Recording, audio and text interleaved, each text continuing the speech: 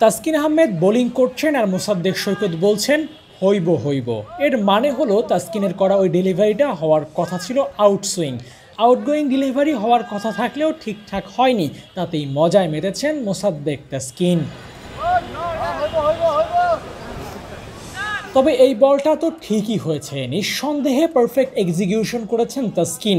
Air তথা বাতাসে বল swing করতে পারা পেসারদের বিশেষ এক দক্ষতা, যা ইন্টারন্যাশনাল এরিনায় হাতে গোনা কয়েকজন পেসারকে করতে দেখা যায়।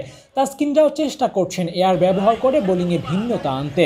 ব্যাটারকে ভরকে দিতে এমন একটা ডেলিভারি নিঃসন্দেহে কাজে লাগতে পারে। মিডল স্ট্যাম্পে পিচ করিয়ে ব্যাটারের বডি বরাবর এমন একটা ডেলিভারি ঠিকঠাক দিতে পারলে তো কথাই নেই, যেমন এই বলটাতেই দিতে পেরেছেন। এই বলগুলো যেমন আনপ্লেয়েবল, তেমনি আছে উল্টো পিঠ। ঠিকঠাক এক্সিকিউট না হলে বাঁধতে পারে বিপত্তি, হারাতে পারেন লাইন লেন্থ, যেমন এই বলটি দেখুন। লেন্থ বলে ইনকামিং করতে একটা ব্যাপার খুব করে কাজে লাগাতে হয়, আর তা হলো এয়ার তথা বাতাস। বাতাসের প্রবাহকে কাজে লাগিয়ে সুইং আদায় করে নিতে হয়। সেই সাথে রিস্ট পজিশন, বল রিলিজিং পয়েন্ট সব কিছুই পারফেক্ট থাকা চাই, নয়তো হিতে বিপরীত হতে পারে।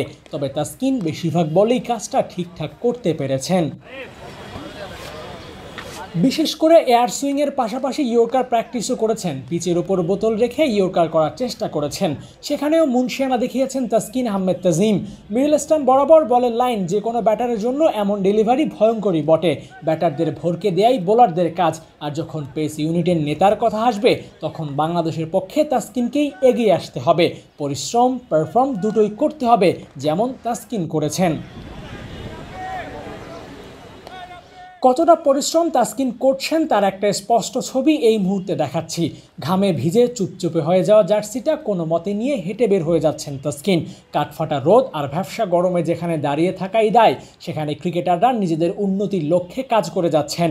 বিশেষ করে বিশ্বকাপের বছরটা তাসকিনদের আলাদাই পরিশ্রম করতে হচ্ছে, আর তাসকিন করছেনও। নিজেকে সেরার মসনদে বসাতে এই পেসাররাই তো ভেঙেছিলেন প্রথা। Abu Naim, sports Times.